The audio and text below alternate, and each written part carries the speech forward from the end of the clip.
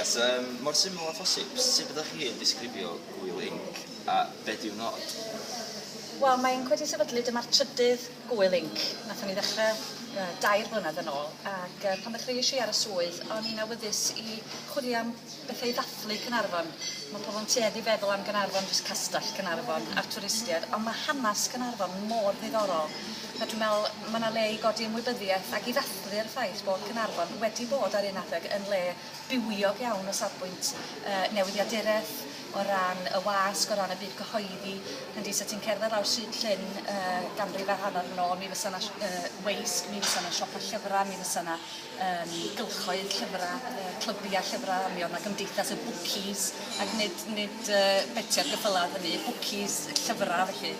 A mae yna hanes diddorol iawn. Mi oedd Cymru'n y 4 ganrif ar 15 yn disgleirio maes cyhoeddi, ac y metropolis o'r holl drefi yn Nghymru oedd Caernarfon, a dwi'n meddwl bod eisiau ni ddathlu hynny. Ac wrth gwrs efo S4C, pan oedd y cynhyrchwyr annibynnol i gyd yma, a Barcud, mi oedd na oes ar air o ran darlledu yng Nghaernarfon hefyd. A mae hwnna wedi mynd lawr dipyn bach o ran mond chydig o gwmnïau sy'n yna erbyn hyn. Mae'n gret er enghraifft bod cwmni da erbyn hyn wedi ymgartrefu drws nesau i ni mewn adeilad oedd yn arfer bod yn argraffu. Felly mae'r elfennau mae gyd yn clymu at ei gilydd. A dyna lle ddechreuodd Gwyl yr Inc. A un nod o ydy codi ymwybyddiaeth o hanes newyddiaduraeth yng Nghymru, ond hefyd edrych ymlaen, a mae'n wych bod chi yma efo hacio ag ati yn ffeindio ffyrdd newydd o gyfathrebu drwy flogio, drwy trydar, drwy gwefannau cymdeithasol.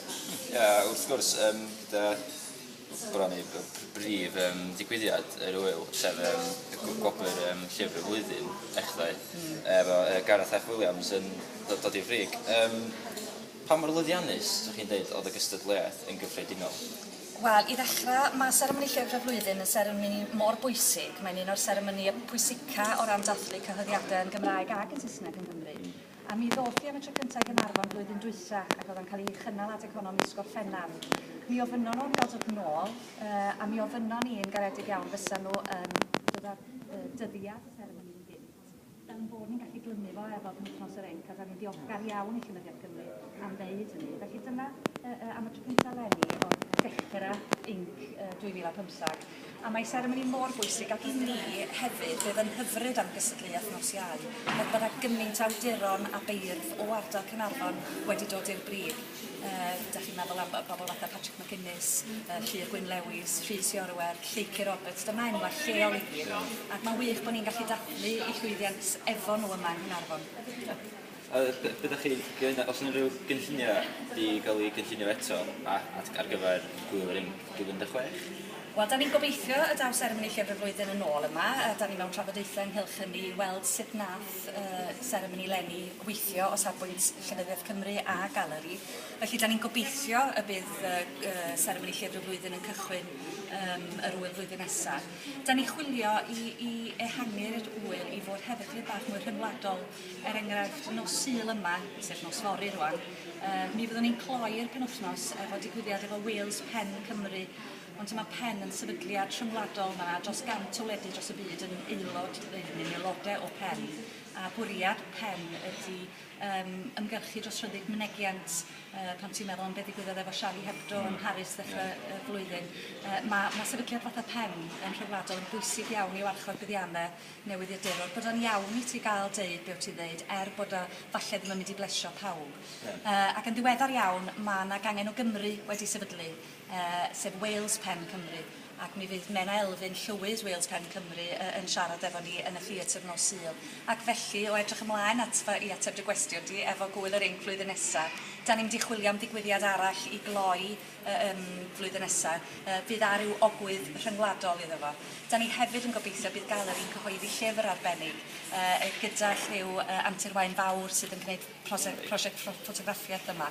Achos mae'r print, da ni'n edrych yn fwy na jyst y gair ysgrifenedig. Mae ffotograffau, mae'r arddangosfa clori a recordiau'n enghraifft o'r elfen weledol o gyfathrebu efo pobl yn ogystal â'r gair. Ar wahân i'r Gwyl yr Inc hefyd, gan bod yn 10 mlynedd sy'n galeri blwyddyn yma, os na unrhyw gynlluniau ar y gorwel ar gyfer y galeri yn y dyfodol? Oes, mae gynlluniau cyffroes iawn ar y gorwel. Da ni'n bwriadu ymestyn yr adeilad i gynnwys 2 sinema.